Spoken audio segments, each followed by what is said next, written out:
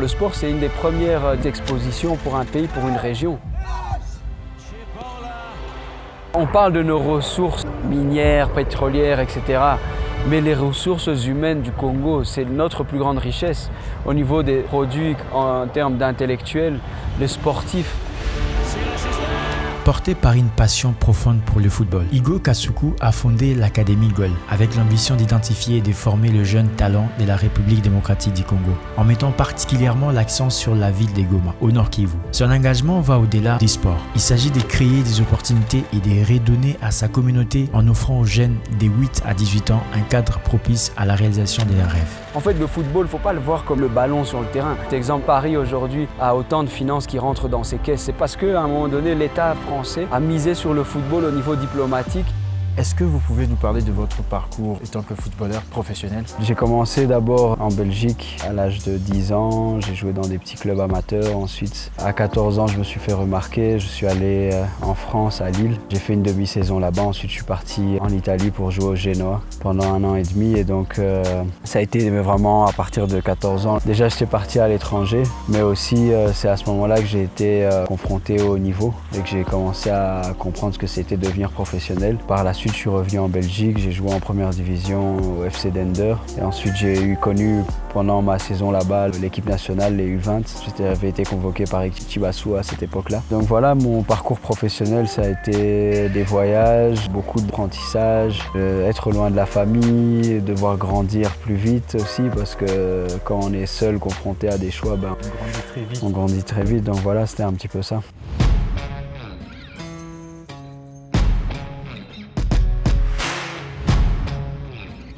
Alors, est-ce que vous pouvez aussi nous parler de votre vie professionnelle en tant que leader dans l'académie GOL? Oui, en fait, GOL, c'est une initiative en fait, que j'ai commencé à mon retour ici parce que j'avais besoin de retrouver le football. En Europe, je faisais ça presque tout le temps, tous les jours. Et puis quand je suis arrivé ici, je commençais à travailler. Très vite, le football a commencé à me manquer. C'est une passion, c'est quelque chose que j'ai vraiment au fond de moi depuis tout petit. Je voulais rejouer. Et puis je me suis rendu compte très vite que ça allait être compliqué parce qu'ici, on n'avait pas d'infrastructure, pas les mêmes conditions que j'avais en Europe. J'étais surtout venu ici pour travailler et puis du coup je me suis dit pourquoi pas essayer d'encadrer les jeunes et donc essayer peut-être de se lancer dans le rêve fou de peut-être pouvoir un jour leur apporter les mêmes conditions que j'ai eues en Europe. Et donc j'ai commencé GOL comme ça, c'était quelque chose de tout petit au début, on avait je crois 40 enfants, d'âge confondu, il n'y avait pas réellement de sélection, c'était juste pour aller lancer quelque chose. Et puis au fur et à mesure ça a commencé à prendre forme et voilà, je crois que GOL était surtout le souci de vouloir déjà partager ma passion et donner mon savoir à la jeunesse d'ici. Comment les parents se sont réagis quand vous avez décidé de retourner au Congo et même de vous investir aussi dans la formation de la jeunesse et dans votre passion? Je crois que mes parents étaient très contents que je revienne. Je crois que mon père déjà, il se demandait mais pourquoi mes enfants restent en Europe, pourquoi ils ne viennent pas ici alors qu'ici il y a tout à faire, il y a énormément d'opportunités. Et donc oui, effectivement, ça a été, je crois, pour mes parents, ils étaient contents que je revienne. Bon, entre-temps, mon père est décédé, mais c'était quelqu'un qui était très, très inspirant et qui m'a donné le goût de revenir ici, en fait, et de m'impliquer surtout dans les affaires sociales. Parce que c'était quelqu'un qui a toujours été très présent socialement pour les gens autour de lui. Et donc voilà, je crois que quand il a vu que son fils revenait et puis s'impliquer aussi dans des questions sociales, ça a été, je crois qu'il était très content de voir ça. Et ma mère, elle m'a toujours soutenu. En fait, je crois que dès le départ, elle m'avait dit « fais le foot et tu vas réussir là-dedans ». Et moi, je me disais « mais qu'est-ce qu'elle me raconte, il n'y a rien à gagner ». Mais je me disais effectivement, mon cœur m'appelle là-dedans, mais bon, qu'est-ce que je vais gagner dans le foot, quoi. Mais elle me disait « non, fais ça, tu vas voir, tu vas réussir, je sais que c'est ça que tu dois faire ». Et en fait, finalement, aujourd'hui, ces paroles continuent à créer ses fruits. Voilà. Et des fois, même quand j'ai des petits moments où je suis pas... allez, voilà, on a tous des parcours. À un moment donné, on est plus chaud que d'autres. Des fois, on est un peu découragé par certains contextes, mais au final, ces paroles reviennent. Et puis mon père aussi, avant de mourir un jour, je l'entendais parler avec un de ses amis et il disait « tu entends, l'équipe de ton fils, elle gagne beaucoup de matchs, etc. » Et il disait « oui, en tout cas, dans ça, je suis sûr qu'il va réussir. » Et voilà, ça, c'est des choses qui ont fait que, effectivement, mes parents m'ont toujours motivé pour ça, en fait. Nous sommes dans une zone, il y a un peu des conflits. Est-ce que vous avez ces genres de jeunes qui sont affectés moralement concernant ça? En fait, on est dans une zone où y a des réalités. Hein. On n'est pas des fois épargné par le volcan, par les guerres, etc. Donc on a des jeunes qui sont parfois affectés psychologiquement, avec qui on doit construire quelque chose avec eux au niveau de leur personnalité pour qu'ils puissent surmonter les épreuves. Je pense que aussi l'être humain s'habitue rapidement à tout ce qui se passe autour de lui. On est des êtres quand même assez remarquables dans la mesure où l'être humain a des capacités d'adaptation. Et ça, c'est quelque chose que j'essaie de leur faire remarquer. C'est peu importe ce qui se passe en fait en réalité. Tu peux rester dans ton lit et ta vie va ressembler à rien. Et tu peux te lever de ton lit et aller travailler et te battre pour tes objectifs. Et en fait, c'est là qu'il y aura peut-être des petits changements, des choses sur lesquelles tu vas pouvoir, des petites failles qui vont se créer dans lesquelles tu pourras t'immiscer et trouver ta réussite. Et en fait, la réalité, c'est ça, c'est que peu importe le contexte qu'il y a ici ou ailleurs, en fait, dans d'autres endroits dans le monde, ils ont aussi leurs problèmes. Il y a des problèmes partout en fait. Mais la réalité, c'est que les problèmes ne peuvent pas être le motif de l'inaction. Même s'il y a des problèmes, il faut continuer à travailler, être comme l'eau qui se faufile partout en fait. Il faut juste faire preuve d'imagination, de persévérance, de combativité. Et nous, c'est ça qu'on essaie de leur montrer. En fait, moi, quand j'essaie de relever un jeune, je ne vais pas le chouchouter. Non, je vais lui dire, écoute, la vie, c'est un combat en fait. Et je vais essayer de le motiver, de le faire monter comme ça et de lui dire, en fait, la réalité, c'est que nous, on va te montrer le chemin. On va te motiver pour ça. Mais il faut que toi aussi, tu comprennes que c'est dans ce sens-là qu'il faut aller. Si demain, tu commences à te victimiser, à pleurer sur ton sort, il n'y a rien qui va bouger. Donc, on les emmène tout le temps vers le fait d'aimer le défi. Et le défi doit devenir le moteur de ta reconstruction. Et donc, à un moment donné, ça prend. Et je vois des jeunes qui se battent 2 fois plus dans des conditions parfois qui sont catastrophiques, mais qui sont là et qui tous les jours sont motivés de s'entraîner. C'est important. Donc voilà comment nous, dans ce contexte, on agit. On n'est pas là pour dire ouais, on va pleurer, on va se plaindre, Non, on n'a pas le temps de se plaindre. Il faut juste avancer. Et si les choses s'améliorent et que demain le contexte économique au Congo change et que les guerres s'arrêtent et que tout nous permet de fleurir, ben oui, on sera tous contents, mais on n'attendra pas ça pour fleurir. Enfin, nous, on va fleurir d'office, exactement. Donc c'est ça. Parlons même de ça parce que vous êtes presque la seule des régions, j'allais dire, qui sont vraiment en train de se développer le plus vite, alors que vous avez tellement de défis. Qu'est-ce qui fait que vous puissiez vous développer? Bon, le premier facteur, c'est un facteur, je pense, qui dépend de notre environnement. Il faut savoir que Goma, c'est une ville frontalière avec d'autres pays. Et la réalité, c'est que quand vous êtes dans des zones frontalières comme ça, il y a énormément d'échanges économiques, etc. Donc je pense que ça, c'est un des facteurs. Le deuxième facteur, c'est aussi au niveau de notre conception à Goma. Je crois qu'on a eu tellement de défis ces dernières années. On nous détruit, on se reconstruit. Qu'en fait, au final, les gens ont cette dynamique de challenge, de résilience. Les gens ici ne voient pas la guerre comme une fatalité. Ils la voient comme quelque chose qui est là, mais ça ne peut pas empêcher d'évoluer.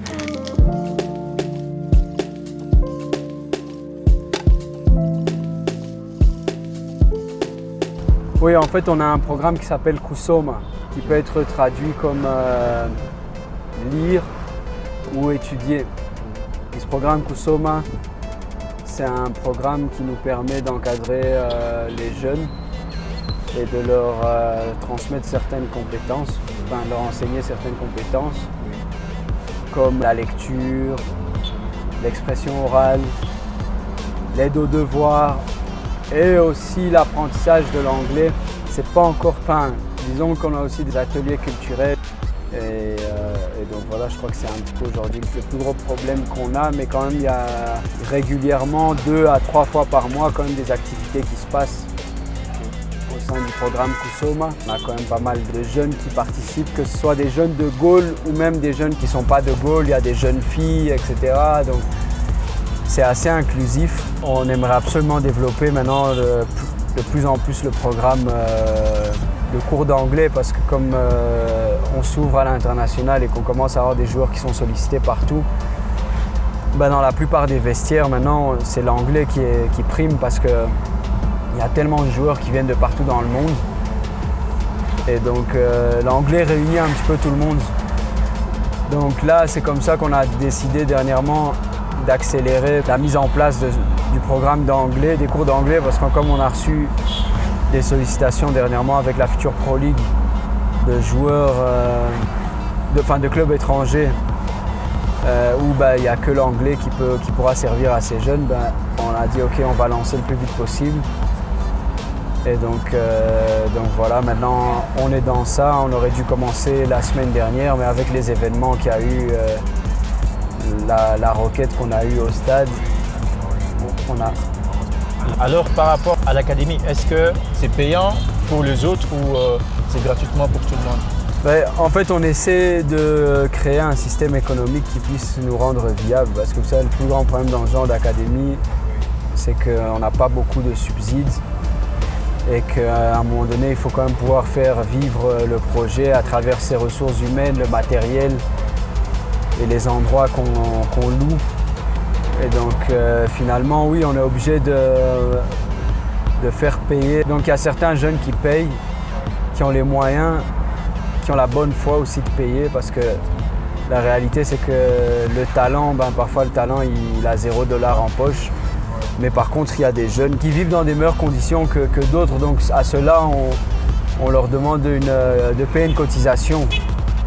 Mais bon, c'est comme un... Disons, voilà, ça aide à payer les coachs, à acheter du matériel. Et ça, les jeunes ici aussi le comprennent très bien, enfin surtout les parents en fait. Je crois qu'on a eu de la chance d'avoir aussi quand même des parents qui sont très impliqués, et très responsables.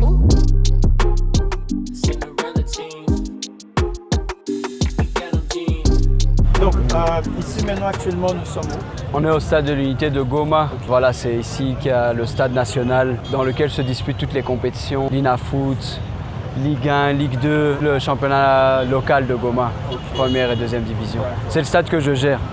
Voilà. Bonjour, ça va? Ah, tout go tout. Ah, c'est Ah, ok.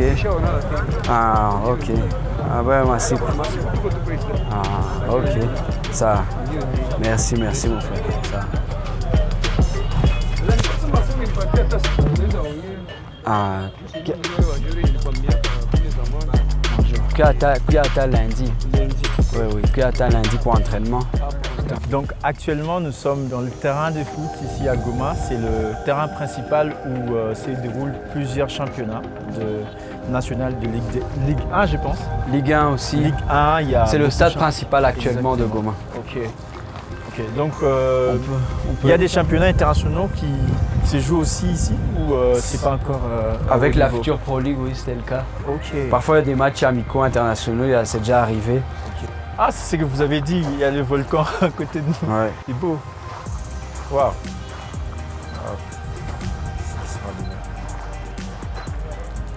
Ah bah c'est déjà ouvert. Allons-y. Bonjour Magali, ça va? C'est bon. C'est beau le volcan, c'est tellement beau. J'aime bien. C'est une belle carte postale. Ouf. Magnifique.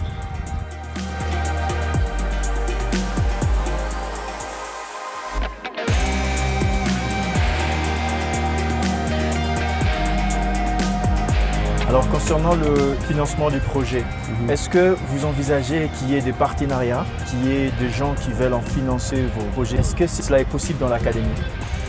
Oui, en fait, notre vision stratégique sur les 5 prochaines années implique des composantes économiques.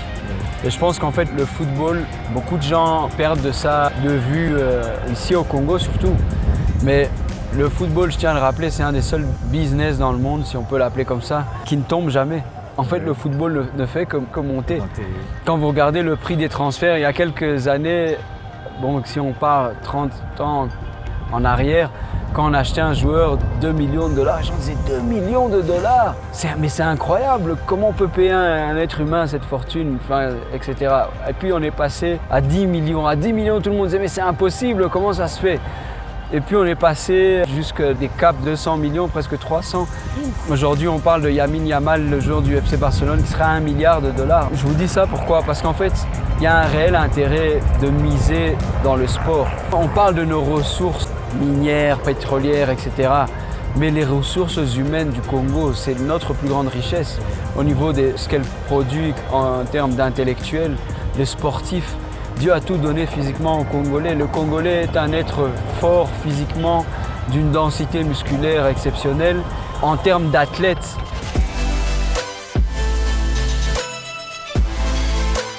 en fait, ce que je veux dire par là, c'est que on n'a pas encore réellement exploité cette ressource. Et aujourd'hui, les gens oublient de considérer le football congolais sur l'échelle mondiale.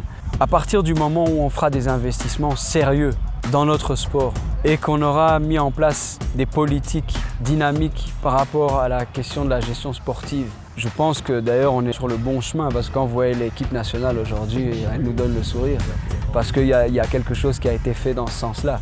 Et en fait, la suite maintenant, c'est d'investir dans la formation, d'investir dans le Made in Congo et de pouvoir en retirer des bénéfices. Parce qu'aujourd'hui, je tiens à vous signaler, avant on parlait du fait que les joueurs soient transférés en Europe seulement. C'est-à-dire que le marché était petit. Maintenant, on vous parle de la Chine, on vous parle des Émirats arabes, on vous parle des États-Unis. Donc ça veut dire qu'en fait, le marché s'est agrandi.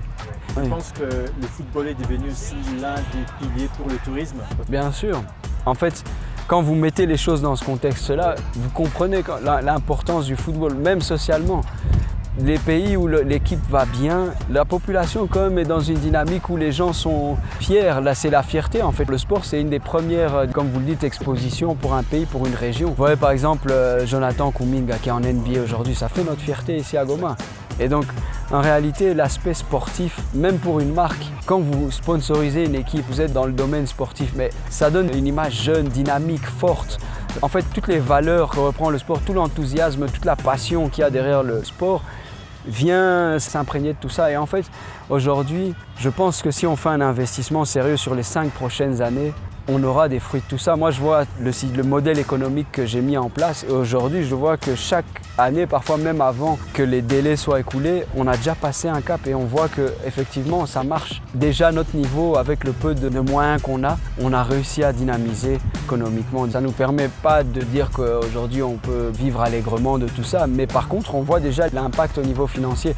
Si on a des investisseurs sérieux avec qui on peut faire du travail sérieux, dans les prochaines années, oui, ça va générer. Parce que vous voyez, ici, on est dans une ville de 2 millions d'habitants. Il y a des gens qui peuvent consommer du merchandising. Ça peut être vendu même au niveau international. Il y a les aspects touristiques autour du fait que le football est là. Ça peut attirer des investisseurs. Donc, en fait, le football, il ne faut pas le voir comme le ballon sur le terrain.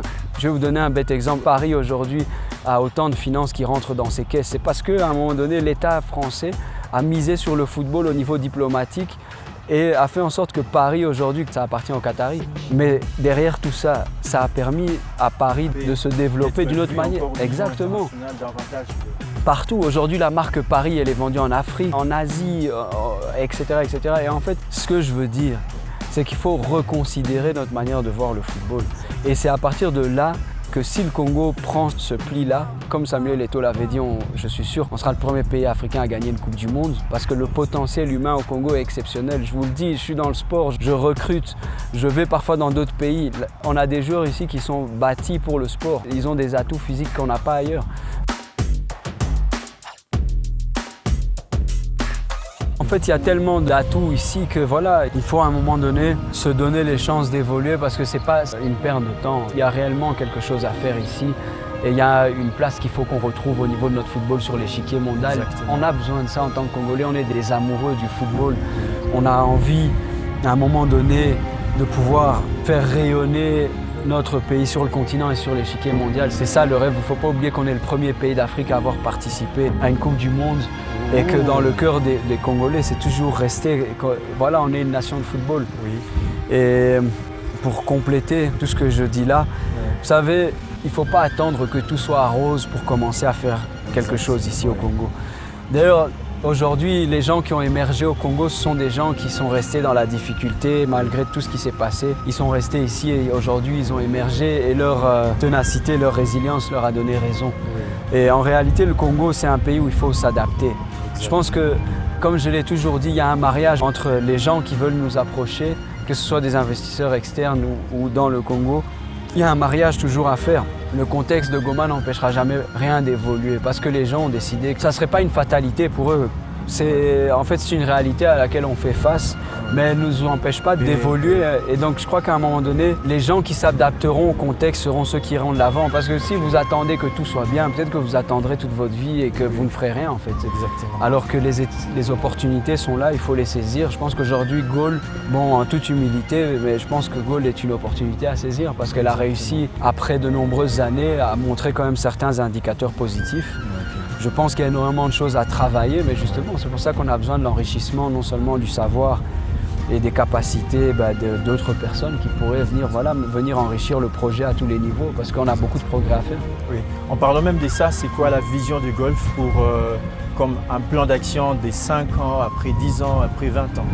La première des choses, c'est que pour que Gaulle se sente bien, il faut que Gaulle ait un impact réel sur l'aspect social, sur l'éducation de manière générale. Parce qu'en fait, Gaulle doit grandir dans un contexte. Et en fait, le contexte, Gaulle est là pour le préparer parce qu'on transmet une éducation, on transmet des valeurs. Ouais. Comme je dis, quand on forme des jeunes, si on forme 100 jeunes, ces 100 jeunes ont des familles, ils ont des amis, ils vont à l'école, etc. Et en fait, le but, c'est que la société soit impactée par ces valeurs positives qu'on essaie de transmettre. Et c'est ça qui prépare en fait cette assise pour que Gaulle puisse grandir. Parce qu'une fois que les gens ont compris en fait l'idée, l'envie d'excellence, la discipline, la cohésion, le respect, le don de soi-même, l'envie d'être toujours meilleur à tous les niveaux, etc. Et une fois que vous avez créé cette assise au niveau de la société, oui, les gens sont prêts à soutenir. Et même l'environnement en fait est plus propice parce que déjà vous avez réussi à dénouer certains problèmes sociétals, dont les conflits, etc. Vous avez pu les diminuer parce que vous avez intéressé un maximum de jeunes à la cause. Et en fait, toutes ces choses-là, la première chose, c'est qu'on veut participer activement au développement pacifique et positif de notre région. La deuxième chose, c'est que Gaulle veut être une carte de visite en fait à travers la visibilité qu'elle offre. Gaulle veut montrer qu'il y a d'autres choses à voir en fait en RDC, qu'à travers le football, vous pouvez entendre parler de Che Guevara, du volcan, de Massissi et toutes les splendeurs qu'il y a dans la région. Donc on veut être aussi un ambassadeur touristique. Ensuite, effectivement, on a une grande vision pour notre football. On veut former les plus grands talents qui vont pouvoir nous représenter au niveau international dans les prochaines années. Et tout ça, en fait, ça se construit. Et donc, chaque paramètre est important parce que tout est maillon d'une chaîne, en fait. Et au final, on est en train de conduire donc, une expérience qui s'appelle Gaulle vers un certain niveau. Et la vision, c'est de se dire, OK, entre vous et moi, même si un jour je dois partir de ce monde et que finalement je laisse Gaulle, en fait, Gaulle doit être aujourd'hui, disons, une entité qui peut véhiculer. Le monde peut garder des années et c'est aussi l'un des plus grands défis de notre pays où on n'arrive pas à maintenir ce qui est construit aujourd'hui pour les garder jusqu'à des milliers d'années pour que ceux qui viendront après nous en bénéficient, en fait, que notre pays soit développé. Voilà, c'est un héritage, vous avez tout dit. En fait, Gaulle se veut être un héritage. Et donc la vision, c'est que dans les prochaines années, on trouve des personnes qui sont sensibles à ces questions-là, qui nous rejoignent et qu'on puisse continuer le combat ensemble. Et donc, je pense clairement qu'aujourd'hui, on a passé énormément de caps. Si je devais me mettre avec vous et vous montrer notre vision stratégique des années précédentes et des années à venir, on a passé énormément de caps. Et en fait, aujourd'hui, on aimerait que Gaulle soit une des équipes porte-étendard de la région dans les années à venir, clairement. Parce que la réalité, c'est que, vous savez, on a un énorme potentiel de développement et aujourd'hui, ce qu'on a réussi à faire, c'est d'ouvrir Gaulle sur le monde de manière générale, internationale. Et le fait qu'on ait fait ça, je pense que ça donnera des opportunités aux joueurs, non seulement de jouer en se concentrant sur les championnats ici, en espérant que les contextes s'améliorent et qu'ils puissent avoir des bonnes conditions, mais à un moment donné aussi faire en sorte que Gaulle soit un tremplin pour le maximum de jeunes. Et donc, à travers ces valeurs-là, oui, on veut être une des équipes qui représente la région et qui fait la fierté de la région. Oui. Exactement. En fait, on a tous des rêves. Il y a quelque chose qui est important quand on veut réaliser ses rêves. C'est que par exemple, vous aujourd'hui, vous êtes en train de réaliser votre passion.